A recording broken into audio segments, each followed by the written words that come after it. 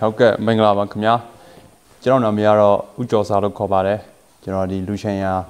ဇာတိပဲဖြစ်ပါတယ်တော့ကျွန်တော်တို့ဒီ99+1မှာပေါ့နော်အကြောင်းကော်မတီတယောက်အနေနဲ့ကျွန်တော်ဒီမှာပံ့ပိုးကူညီနေတာပဲဖြစ်ပါတယ်99+1လို့ပြောလိုက်တဲ့အခါမှာကျွန်တော်ဒီဘက်မှာလူမြောက်ကယ်တင်ကြောင်းလဲဆိုပြီးတော့မြန်မာလိုထပ်ဖြည့်ထားတာရှိပါတယ်ဆိုတော့ကဒီ99+1ဆိုတာပြောလိုက်မယ်ဆိုတော့ဟို99ထဲမှာ plus 1ပေါ့နော်ထပ်ဖြည့်လိုက်မယ်ဆိုလို့ရှိရင်100ဖြစ်သွားမယ်ပေါ့နော်ဆိုတော့ကကျတော့ကျွန်တော်ဒီအယူဆကဒီကျမ်းစာပေါ့နော်ကျွန်တော်ဒီမှာကျမ်းစာတွေကကြည့်ပြီးတော့ထည့်ထားတာဖြစ်ပါတယ်ပျောက်ဆုံးနေတဲ့99ကောင်တွေက1ကောင်ကိုကျွန်တော်တို့က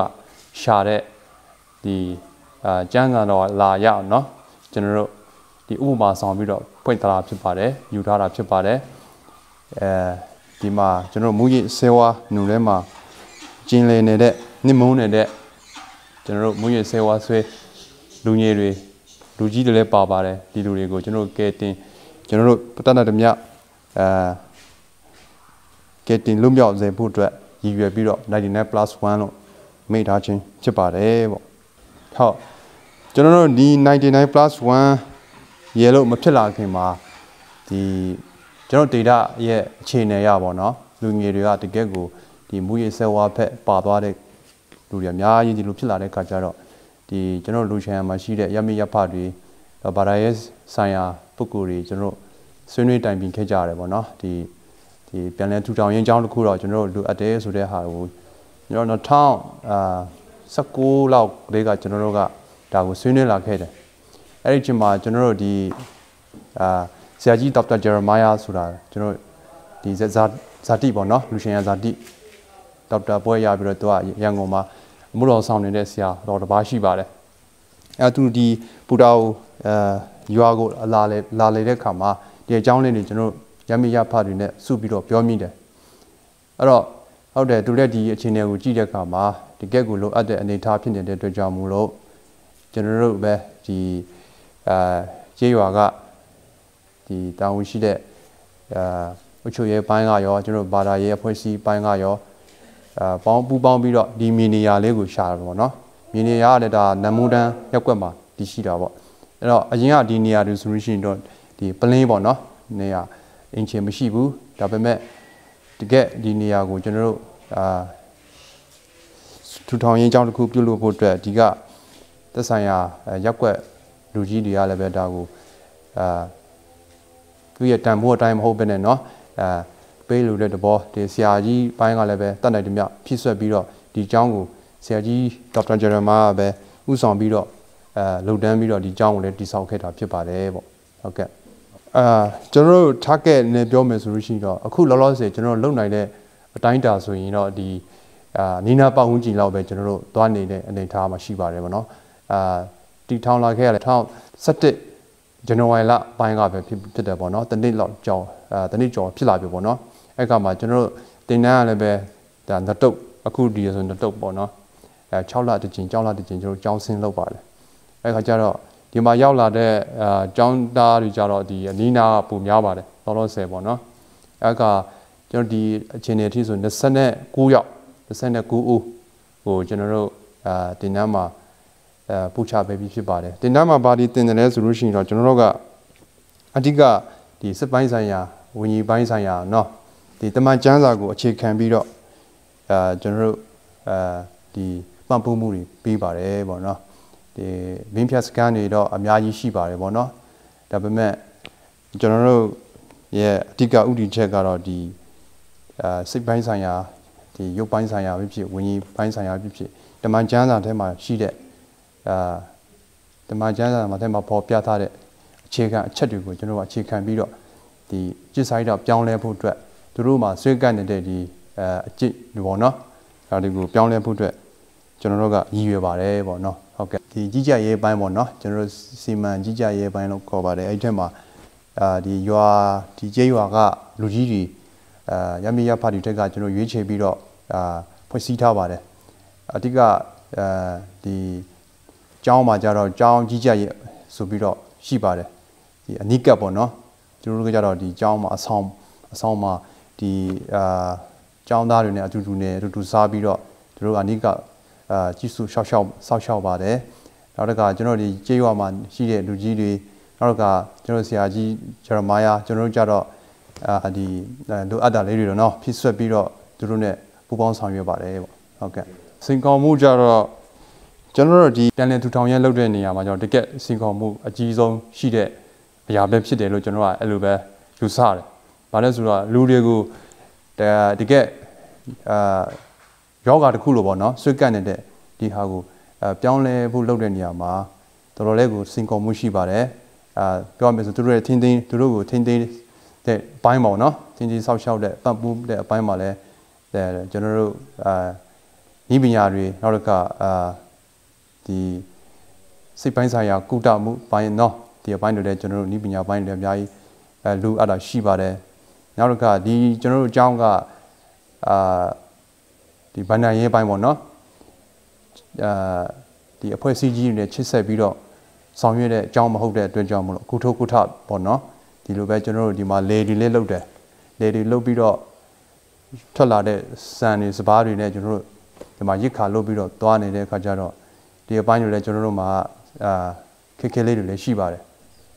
ဟုတ်ကဲ့ဒီကျမ်းမာရေးဆိုင်ရာကြတော့ဒီကျွန်တော်တို့မှာတိုက်နေစိတ်ယုံရှိပါတယ်အဲ့မှာလည်းကျွန်တော်တို့ဒီ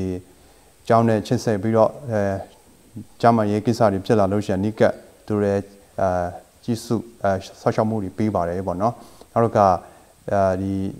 ဆေးပေါ့နော်ဒီဘာလဲအတဲရောင်ယောဂါတို့နော် TB ယောဂါတို့ရှိတဲ့လူတွေဆိုလို့ရှိရင်တော့ဒီအဖွဲ့အစည်းကြီးဖြစ်တဲ့ဒီ MN ပေါ့နော်သူတို့နဲ့လည်းပဲရှင်းဆက်ပြီးတော့ဒီကကျောင်းသားတွေလည်းအမှဆေးထုတ်ပြီးမှဆေးစားနေတဲ့လူတွေရှိပါတယ်ဟုတ်ကဲ့ကျွန်တော်တို့ဒီဘုရားဆေးဝါးမသုံးဆောင်တဲ့လူတွေနော်တပီကျူတွေပေါ့နော်ဒါတကယ်ဘုရားဆေးဝါးဆွေးနေတဲ့ဒီလူငယ်တွေသူတို့ကလည်းကျွန်တော်တို့အများအားဒီလိုပြပေထားတာပဲမလုပ်ဘဲနဲ့เนาะကျွန်တော်တို့သူတို့ကိုလမ်းပြပြီးတော့ပံ့ပိုးပြီးတော့ပြန်လည်ပြုပြင်လို့ရှိရင်ရနိုင်တဲ့ကိစ္စယောဂတစ်ခုဖြစ်တယ်ဆိုတော့ကျွန်တော်တို့ကပထမယုံကြည်ဖို့တော့လိုပါတယ်ပေါ့เนาะဘာလို့ဆိုတော့အခုလောလောဆယ်ဒီပြင်ပမှာဖြစ်နေတဲ့ကိစ္စတွေကဘိန်းစားတယောက်ဖြစ်သွားပြီဆိုလို့ရှိရင်လုံးဝဒီလိုမျောလင့်ချက်မရှိတော့ဘူးဆိုတော့ထမီယူဆချက်တွေကလွှမ်းမိုးထားတယ်ကျွန်တော်တို့ပေါင်းကြီးမှာသူတို့ဒီကျောင်းတွေပါကြီးသွားတယ်ဆိုတာလည်းပဲဒါမဖြစ်နိုင်ဘူးခဏလေးနဲ့ပြန်သုံးဆောင်သွားမယ်ပြန်ပြီးမှမူရည်ဆဲပြန်သုံးဆွဲသွားမယ်ဆိုတာကိုပဲဒီလိုပဲယူဆနေကြတဲ့ခါကျတော့ယူဆတဲ့အတိုင်းလည်းဖြစ်သွားတာများတယ်ပေါ့နော်အခါကျတော့ဒီဘင်းဆွဲတဲ့လူတွေကိုပဲအသက်နိုင်ဆုံးကျွန်တော်တို့ပံ့ပိုးကူညီပေးတာဟာဆိုလို့ရှိရင်တော့အကောင်းဆုံးဖြစ်ပါတယ်ပေါ့နော်နောက်တစ်ခုပြောရမယ်ဆိုလို့ရှိရင်တော့ဒီဘင်းဖြတ်အကြောင်းတွေပေါ့ကျွန်တော်တို့ကြတော့ဒီဓမ္မကျမ်းစာခြေခံပြီးတော့တိဆောက်ထားတဲ့အကြောင်းဖြစ်တဲ့အတွက်ကြောင့်မို့လို့အဓိကဒီဖျားနဲ့တို့ကိုတွေ့စေခြင်းတဲ့ဒီဥတီချက်ပေါ့နော်ဖျားနဲ့တွေ့ပြီးတော့တကယ်ဝိညာဉ်ပိုင်းမှာလည်းပဲတို့ကေတီချင်းအကြောင်းနားလေသွားဖို့ရည်ရွယ်ထားတာဖြစ်တဲ့အတွက်ကြောင့်မို့လို့နော်ကျွန်တော်လက်ရှိ29ရောက်ထွက်သွားတဲ့အချိန်မှာအောင်မြင်မှုဘယ်လောက်ရှိတယ်လဲဆိုလို့ပြောမယ်ဆိုလို့ရှိရင်တော့ဒါရာခိုင်နှုန်းပြောမယ်ဆိုရင်ကျွန်တော်ရှိပါတယ်နော်ဒါမဲ့တချို့တွေကြတော့လည်းပဲဒီပတ်ဝန်းကျင်ရဲ့ဆွဲဆောင်မှုအောက်မှာပဲနော်ပြန်လဲသုံးဆွဲသွားတာကိုတွေ့ရပါတယ်ဒါပေမဲ့မတုံးဆွဲပေးတဲ့ဒီကနေ့အထိအကောင်းလူကောင်းဖြစ်လာတာကိုလည်းကျွန်တော်မှတ်တမ်းတွေနဲ့ဒီအကြောင်းမှာထားရှိထားတာဖြစ်ပါတယ်ပေါ့အဲဒါကြောင့်မို့လို့တကယ်ကိုယ်နီးနားမှာရှိတဲ့ဘင်းဆွဲနေတဲ့လူငယ်တွေရှိလို့ရှိရင်လည်းပဲဆုံးဖြတ်ချက်ချထားပြီဆိုလို့ရှိရင်တော့တကယ်ဘင်းဖြတ်ဖို့လွယ်ပါတယ်ဘင်းဖြတ်ဖို့အတွက်ကူညီနေတဲ့ဒီပရာဟိတအကြောင်းတွေဗာတရားရဲ့အချိန်ကအကြောင်းတွေနောက်တော့ကပြန်လည်ထူထောင်တဲ့အကြောင်းတွေလည်းအများကြီးရှိတယ်ဆိုတာကိုဒီကောင်ပြောကြားလိုပါတယ်ပေါ့နော်ကျွန်တော်တို့အကြောင်းမှာလည်းပဲအခုဒုတိယအတုပ်ကပြီးတော့မှာဖြစ်ပါတယ်နောက်တတိယအတုပ်အနေနဲ့ဒီ January လပိုင်းလောက်ဆိုကျွန်တော်စဖို့ဖြစ်ပါတယ်ပေါ့ဟုတ်ကဲ့ကျေးဇူးတင်ပါတယ်မင်္ဂလာပါကျွန်တော်နာမည်ကတော့ဦးလာနုခေါ်ပါတယ်ပူတာအိုမြို့နယ်လုံရှာယန်ကျေးရွာကုမ်စာယန်ရပ်ကွက်မှာနေထိုင်ပါတယ်ကျွန်တော်ရဲ့ဒီအခုလက်ရှိကျွန်တော်တို့ဒီကျောင်းမှာရောက်ရှိနေခြင်းကတော့ကျွန်တော်တို့မူရစ်ဆေးဝါးရဲ့ကျေးကျွန်ဖြစ်ခဲ့တယ်ဒါပေမဲ့လည်း เป็นเลยပြုပြင်ပြီးမှကျွန်တော်တို့ဒီမှာအကောင်းဆုံးအဖြစ်ကိုယ့်ရဲ့ခန္ဓာစိတ်ဝိညာဉ်ပိုင်းကျမ်းမာရေးအတွက်ကုသနေတယ်ကျောင်းသားများဖြစ်ပါတယ်ကျောင်းသားဖြစ်ပါတယ်ကျွန်တော်ဒီမှာရောက်ရှိလာရှင်းအကြောင်းကတော့မူရစ်ဆေးဝါးကိုလွန်လွန်ကျူးကျူးတောက်သုံးပြီးမှဘဝအပြတ်သွားတဲ့လူတယောက်ပါဒါမဲ့လည်းဘယ်လိုနည်းနဲ့ပဲဖြစ်ဖြစ်မူရစ်ဆေးဝါးကို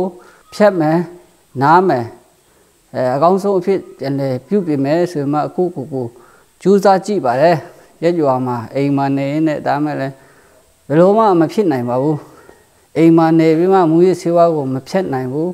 ဒုက္ခဆင်းရဲအမျိုးမျိုးကြုံတွေ့ခဲ့ရတယ်မိသားစုနဲ့လည်းအဆင်မပြေဘူးကိုယ့်ရဲ့ပတ်ဝန်းကျင်နဲ့လည်းအဆင်မပြေဘူးအဲလိုနဲ့လူတကာရဲ့ယုံကြည်မှုအားနည်းလာတဲ့အတွက်ကြောင့်ကိုယ့်ဘဝကိုပြန်လေတည်မြင်လာပြီးမှဘယ်လိုပဲဖြစ်ဖြစ်ကိုယ့်ဘဝကိုအကောင်းဆုံးဖြစ်ထူထောင်နိုင်ဖို့အတွက်ကတော့မူရစ်ဆေးဝါးတုံးဆွဲမှုမူရစ်ဆေးဝါးရဲ့ကြေးကြုံကနေလွတ်မြောက်နိုင်မှဒါကိုယ့်ဘဝကိုအကောင်းဆုံးတည်ဆောက်နိုင်မယ်ဆိုမှကိုယ့်ရဲ့စိတ်ထဲမှာဒီလိုပဲခံစားရရှိပြီးမှကိုကမူရစ်ဆေးဝါးကိုဖျက်တောက်ဖို့အတွက်နီလန်းရှာခဲ့တော့လဲကိုကဆုတောင်းဖို့မဲ့ခဲ့တယ်အမျိုးမျိုးစဉ်းစားကြည့်နေနောက်ဆုံးတော့ကိုလည်းတတ်နိုင်တဲ့နည်းနဲ့ဆုတောင်းရင်းနဲ့ပဲဒီเจ้าကိုလာဖို့စိတ်ကူးပေါက်လာတော့အပြင်မှာဖျက်လို့မနိုင်ဘူးလိုပဲဖြစ်ကျွန်တော်ဘင်းဖက်စခန်းကိုတွားဖို့အကြောင်းဖို့တွားဖို့အတွက်စဉ်းစားပြီးမှဒီเจ้าမှာရောက်ရှိလာခြင်းဖြစ်ပါတယ်ဒီเจ้าမှာရောက်ရှိလာတဲ့အချိန်မှာကောင်းပါတယ်ဘယ်လိုပဲဖြစ်ကျွန်တော်တို့ဟာမူရစ်ဆေးဝါးတောက်စားတဲ့လူဆိုတော့ခွဲခြားမှုဆိုတာတော့လူတိုင်းမှာရှိတယ်ဒါမဲ့ဒီเจ้าမှာရောက်ရှိလာတဲ့အချိန်မှာမခွဲခြားပါဘူးကောင်းဆုံးနေနဲ့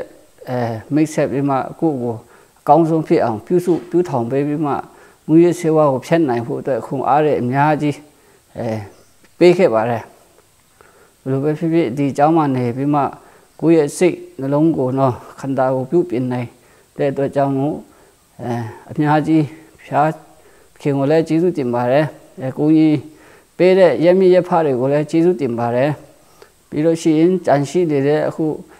ကျွန်တော်တို့ကျေးရွာနေရာတကာမှာပေါ့နော်ကြံရှိနေတဲ့လူငယ်လူကြီးများအကုန်လုံးလည်းမူရစ်ဆေးဝါးတောက်တုံးနဲ့လောကကနေကျွလွတ်နိုင်ဖို့အတွက်ကြိုးစားကြရအောင်ဆိုပြီးမှနောက်ဆုံးအနေနဲ့ကျွန်တော်ဒီလိုပဲအားပေးခဲ့ချင်ပါတယ်ကျေးဇူးတင်ပါတယ်အကျစလခရှမဝါငွာညေတကွာအိဘကွာယေဟာဒမညေအစ်ခကဝါဂူလီဂိုင်မီဝဆာဘက်ကွာဘီမငါချစ်ချေဆေဝါကွာဘီဟာမပဒိုဇက်တခွာတီလီဒိုရဒမငါဝါဂူလီစတကွာလူမြောက်ကေဒီကြောင်းဝတ်ကွာချလာတဲ့ငွာငိုင်မီဝဆာတဲ့ဝါဝါဘေဒမနဲ့ဂုမလေးဝဆတဲ့ကွာညေငါနညေခတဲ့ညေဇာဖာဒူပါတီလီငါစနေဝဆာဘက်ခငိုင်မီတခငိုင်မီမဆူတကွာချလာအစငွာငိုင်မီဝဆာဘက်ခငိုင်မီတီလီတကားခတီလီဇာဇလီဝါဂူလီစယေဖုကွာဘီငိုင်မီတီလီလီဂီဝါငွာချစ်ချကွာဘီညေမငါဝဆာတဲ့လေဇူတီယာစယေနာထညေနာဒဘငါဘေဒမငွာကွာချွဲဘီငိုင်မီတီလီတက်ခါချက်တီလီသင်ခဘယ်နရှရောငါဝါ